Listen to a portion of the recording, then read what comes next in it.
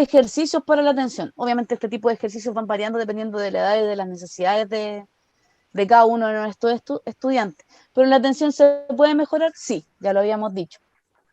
Y si, miren, y si alguien tiene problemas para captar atención, para poner atención a algo, todos los demás es difícil de obtener, ¿ya? Si yo no pongo atención a leer algo o a algún estímulo, después va a ser imposible que yo lo pueda recordar, ¿o no? Así funcionamos, ¿ya? La base de todo es la atención, de todo hacia adelante, hacia en el aprendizaje. Si yo no presto atención a algo, después no lo voy a poder recordar. Por ende, el trabajar la atención es clave. Ir desarrollando la atención en los niños es sumamente clave para su propio aprendizaje. Vamos a ver algunos ejemplos de actividades. Por ejemplo, aquí dice, se comunica de manera oral una secuencia de números y la persona tiene que recordarlo en el mismo orden y en el orden inverso. La longitud de la secuencia irá aumentando progresivamente. Esto se puede realizar en cualquier nivel.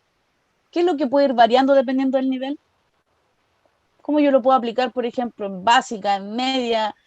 ¿Qué es lo que puede ir variando? ¿Cuál es el factor que varía dependiendo del curso al cual yo me dirijo?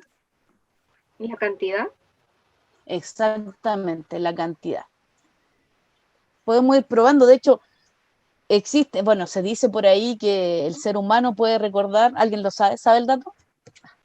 Por ejemplo, si yo les pongo una cantidad de números y después saco esos números y después les pregunto, ¿existe ese dato que dicen que el ser humano puede recordar hasta, ¿saben? Bueno, se dice que con seguridad son 9, pero eso se puede ir entrenando. No digo que puedan recordar después 100 números los estudiantes, pero me refiero a que si lo hacemos progresivo, eso puede ir aumentando y vamos mejorando también la atención. Obviamente con niños más pequeños partimos con 3 números, 2 números y así. Por ejemplo, primero le muestro un número, lo saco. ¿Qué número vimos? Ya el 1, ya. Después otro número, lo saco. ¿Qué número vimos? El 2. ¿Se entiende? El 1 y el 2 y así. Y en la medida en que son más grandes, lo puedo ir realizando. Independiente, uno dice, pero eso le sirve a un profe matemático. No, lo puedo hacer al inicio de mis clases, así como una actividad lúdica, qué sé yo, y voy trabajando la atención. De hecho, si lo hago al inicio de una clase, ¿qué hago? Activo la atención, ¿ya? Y ojo que la atención en el ser humano dura esto, es dinámica. Si a mí algo no me llama la atención, no, pero, por ejemplo, si pasó algo y llamó mi atención, vuelvo a captar la atención. Por eso dura esto, la atención en el ser humano. Un ruido, ¡pum!, perdí atención. Por eso es tan complejo, sobre todo en los niños.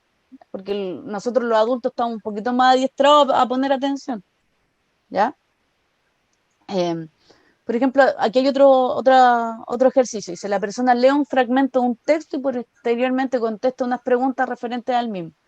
La dificultad puede variar desde preguntas más genéricas hasta detalles y datos concretos. Por ejemplo, la caperucita roja. ¿De qué color vestía la caperucita? Rojo, cuando son niños más pequeños. Pero cuando se trata de niños más grandes, ya trabajamos textos que tienen mayor detalle, podemos hacer preguntas que tienen relación con eso. Y de hecho hay algo que resulta bastante bien, que ayuda también a activar y a focalizar la atención, es hacer el ejercicio. De repente el estudiante no captó mucho y hacerlo después de nuevo, tal vez con otro texto, porque va a saber que tiene que prestar atención. ¿Se entiende, no? ¿Alguna duda hasta el momento? ¿Algo en que nos queramos detener?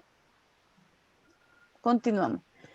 Por ejemplo, aquí se visualiza un dibujo y posteriormente debe reproducirlo exactamente, identificar elementos contenidos en el dibujo de una lista dada. Por ejemplo, ya un círculo. Le puedo dar una lista, le puedo mostrar el dibujo. Por ejemplo, cuando son más pequeños y que haga el dibujo él mismo, porque se tiene que fijar en los detalles, tiene que prestar atención. O, por ejemplo, cuando ya son más grandes, le puedo dar instrucciones. Puede ser una hoja, una instrucción en la pizarra de instrucciones y que él haga este dibujo, porque tiene que prestar atención. ¿Ya? O puede ser incluso no necesariamente un dibujo, puede ser un texto, por ejemplo, pongo que debe contener ciertos elementos y pongo los elementos que debe contener. Aquí aparece otro, se presenta un listado de palabras que esté similar al de los números y tiene un determinado tiempo para repasarlas. Posteriormente se pueden realizar dos tareas, por ejemplo, señalar una lista de las palabras que están y en otra reproducir todas las palabras de la lista. Incluso si queremos ir más allá, que clasifique las palabras o que las agrupe. Eso nos puede ayudar para la atención. Son ejercicios cortitos que pueden servir para activación al inicio de una clase, en el inicio. O de repente si vemos que en el desarrollo están muy dormidos, en el desarrollo de la clase, de repente pasa que hay horarios que son más críticos que otros. Un viernes a última hora en clase, se pone un poquito más complejo, ¿no? De repente nos puede servir para esta misma activación.